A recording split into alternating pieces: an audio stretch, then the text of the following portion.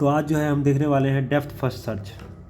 Depth first search को DFS भी कहते हैं। तो हम आज DFS देखेंगे। DFS इसका फुल फॉर्म होता है डेप्थ फर्स्ट सर्च।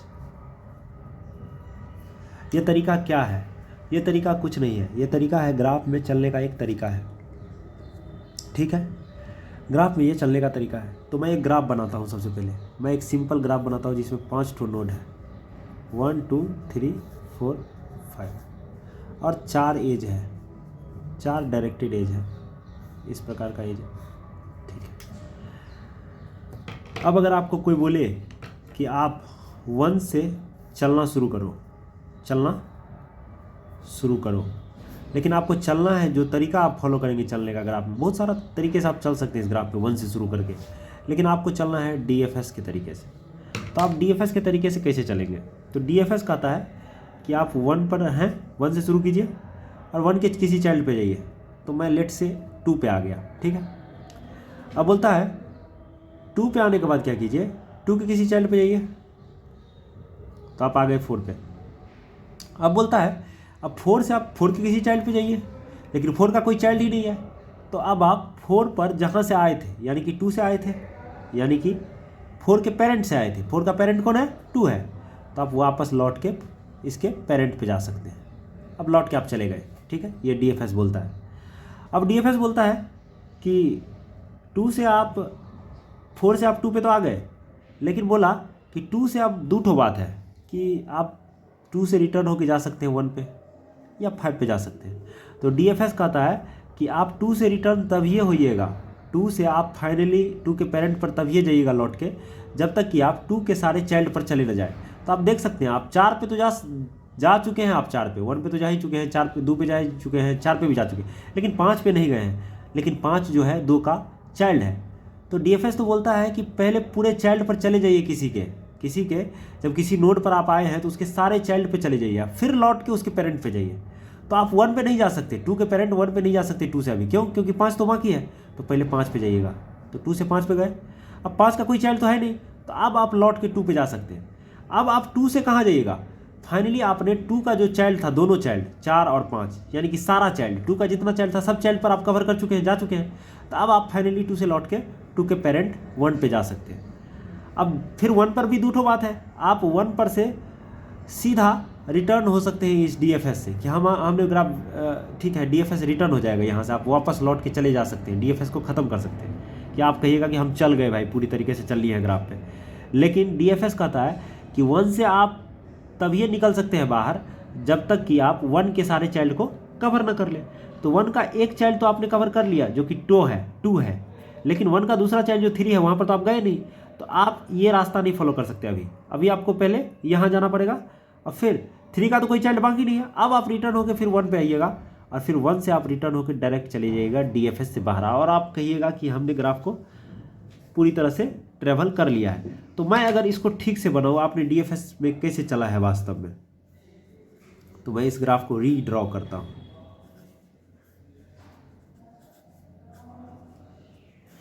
तो DFS जब आप 1 से शुरू करते हैं तो आप कैसे चलते हैं इस ग्राफ में, देखिए मैं इसका डायग्राम बनाता हूँ।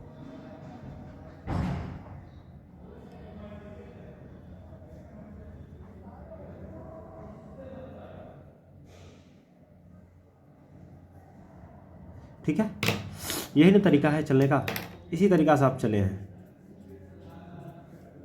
ठीक है, इसी तरीका से आप इस ग्राफ में चले हैं। तो ये DFS है। आपने इस तरीका से जब आप चले हैं तो आप कहते हैं कि हमने DFS के तरीके से चला है। तो अच्छा, इस DFS के तरीके में नोट करने वाला कुछ पॉइंट था। पॉइंट ये था कि आप अगर वर्टेक्स V पे गए, किसी वर्टेक्स V पे गए, तो आप किसी वर्टेक्स V पे आए हैं, तो आप फिर इससे लौट के तभी आप जा सकते हैं। किसी वर्टेक्स V पे आप आए हैं किसी तरह से एनीवे, तो आप यहाँ से तभी लौटिएगा जब तक कि इसके सारे चाइल्ड C1 C2 C3 को पर चले ना जाए, एक बार विजिट ना कर ले इस जगह पे आप जाके मतलब एक बार जाए ना, जब तक इस सारे जगह पे चले जाए, सारे चाइल्ड पर जाए, उसके बाद ही आप लौट सकते हैं यहाँ से। मतलब कोई अगर आया ऐसे करके, ऐसे नहीं जा सकता डायरेक्ट, उसको क्या करना पड़ेगा, यहाँ से यहाँ जाना पड़ेगा, फिर यहाँ भी जाना पड़ेगा, है यहाँ भी जाना पड़ेगा, फिर वो इस तीनों को जाने के बाद लौट सकता है यहाँ से। तो DFS ये बात बोलता है। तो ठीक है, अब बात रहा तो DFS करे कैसे।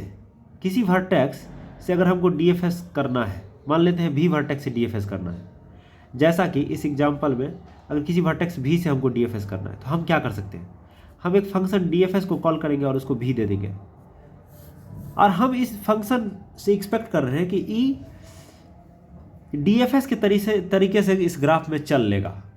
आप ऐसा एक्सपेक्ट कर रहे हैं, ठीक है। आपने वो फंक्शन को कॉल किया DFS को और बोला कि मैं तुमको V देता हूँ वर्टेक्स, और तुम जो है DFS के तरीके से चल के दिखाओ इस ग्राफ में, ठीक है। अब इस फंक्शन को आप इम्प्लीमेंट कैसे कीजिएगा, समस्या ये है कि ये फंक्शन इम्प्लीमेंट कैसे किया जाए। तो अब हम बात करते हैं कि इस DFS फंक्शन को इम्प्लीमेंट कैसे करा जाए। कि कोई आदमी अगर किसी DFS ऑफ V कॉल करे तो ये फंक्शन पूरी तरह से ग्राफ में चल के दिखा दे DFS के तरीके से, ठीक है। तो इस फंक्शन को इम्प्लीमेंट कैसे करें, अभी बात करते हैं इस बात। तो हम जो है फंक्शन कुछ ऐसा लिखेंगे, void DFS इंटू V, ये हमारा फंक्शन है, और इसके अंदर में हम कुछ ऐसा लिखना चाहते हैं, ठीक है। कुछ जो भी करना है हम करेंगे DFS में आने के बाद। और फाइनली जब पूरा तरह से DFS कर लेंगे, हम V पे आए थे तो V का सारा DFS कर लेंगे, सारे चाइल्ड पर हम चले जाएंगे, हैं, उसका फिर हम रिटर्न हो जाएंगे। यही तो ये फंक्शन करना चाहता है ना, है। तो इसमें आप क्या लिखें कि V पर तो ये आ चुका है, देखिए जब भी आप DFS और V को कॉल किए तो V पर तो ये DFS आ गया ना, तो V पर तो आप चले आए। अब आप क्या कर सकते हैं, मान लीजिए आप आ गए हैं V पर, तो V को प्रिंट कर सकते हैं, C/V इन डेल, प्रिंट कर सकते हैं आप V को, आप V को प्रिंट कर लिए, ठीक है। अब V के साथ आपको जो करना था वो कर लिया है आप। अब बात रहा कि अब V के DFS के तरीके में क्या करना होता है कि V पर जब आप आए हैं तो अब इसमें कुछ ऐसा कोड लिखना है जिससे आप सारे चाइल्ड पर चले जाएं, उसके बाद फाइनली आपको रिटर्न हो जाना है। तो DFS के तरीका में यही तो होता है कि किसी भी वर्टेक्स V पर अगर आप आए हैं तो वहाँ से आप लौट कर तभी जा सकते हैं जब तक कि आप उसके सारे चाइल्ड पर न चले जाएं, हैं, जब तक कि आप उसके सारे चाइल्ड पर नहीं चले जाएं। अच्छा, तो इस बॉक्स में आप क्या कोड लिखिएगा कि आपका फंक्शन सारे चाइल्ड को DFS कर ले। इस बॉक्स में, ये जो बॉक्स में बनाया हो, इस बॉक्स में कुछ आप ऐसा लिखना चाहते हैं ताकि आपका फंक्शन सारे चाइल्ड पर चले जाए, ये DFS फंक्शन, और फिर उसके बाद रिटर्न हो जाएगा, है। तो मान लीजिए इस ग्राफ का एडजेसेंसी लिस्ट होगा आपके पास। इस एडजेसेंसी लिस्ट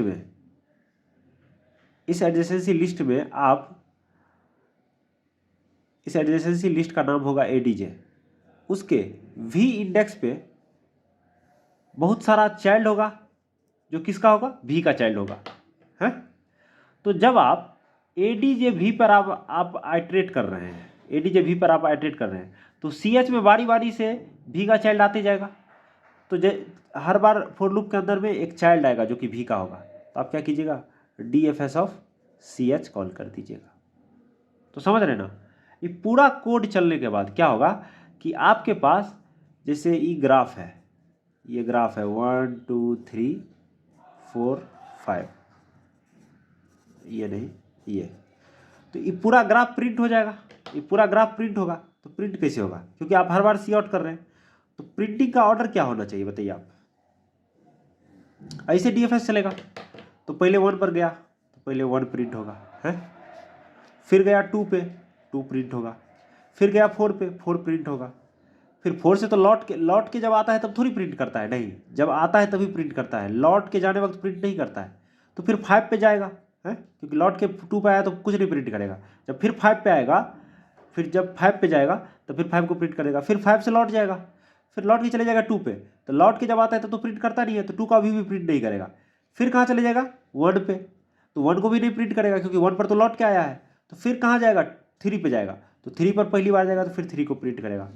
फिर 3 का तो कोई चाइल्ड है नहीं तो रिटर्न कर गया। तो फिर 1 पर आया लौट के जब आता है तो प्रिंट नहीं करता है क्योंकि घुसने वक्त ही प्रिंट करता है, देख रहे हैं ना। तो फिर 1 पर आएगा, फिर यहाँ से बाहर निकल जाएगा, है। तो आपके पास जो प्रिंट होगा ग्राफ वो इस ऑर्डर में प्रिंट होगा, ये पूरा डीएफएस फंक्शन चलने के बाद। तो डीएफएस फंक्शन को मैं अगर एक बार फिर से लिखूं तो मैं कुछ ऐसा लिख सकता हूँ, void dfs int v है cout। ये डीएफएस वास्तव में, इस डीएफएस से हम क्या करना चाहते हैं, ग्राफ का डीएफएस ऑर्डर प्रिंट करना चाहते हैं। तो cout v इंडेल, उसके बाद फोर लूप लगाए हैं int ch adj v, मतलब adj v पर क्या रखा हुआ है, v का सारा चाइल्ड। तो बारी बारी से चाइल्ड पर आइटरेट कर रहे हैं, तो हर बार हमारे पास फोर लूप में एगो ch में ch आएगा और ch में क्या रहेगा, एक चाइल्ड का वैल्यू रहेगा v के। तो हम क्या करेंगे, डीएफएस कॉल कर देंगे उस चाइल्ड के लिए। तो इस पूरा कोड से हम क्या कर देंगे, v को प्रिंट करने के बाद v के सारे चाइल्ड को डीएफएस कॉल कर दिए हैं, डीएफएस कर दिए। तो जब v को तो प्रिंट कर ही दिए, v के सारे चाइल्ड को डीएफएस कर ही दिए, तो अब क्या करें, सीधा रिटर्न कर जाए हैं, और ये फंक्शन कंप्लीट हो गया। तो यही अपना डीएफएस का इम्प्लीमेंटेशन है। लेकिन ये डीएफएस का इम्प्लीमेंटेशन केवल इसी तरह के ग्राफ के लिए, अब थोड़ा सा और हम अगला वीडियो में बात करेंगे, डीएफएस को और थोड़ा सा एक्सटेंड करेंगे। तो अभी इंट्रोडक्शन के लिए इस तरीक़ा से हमको चलना चाहिए था, जो कि हम चल चुके हैं। धन्यवाद।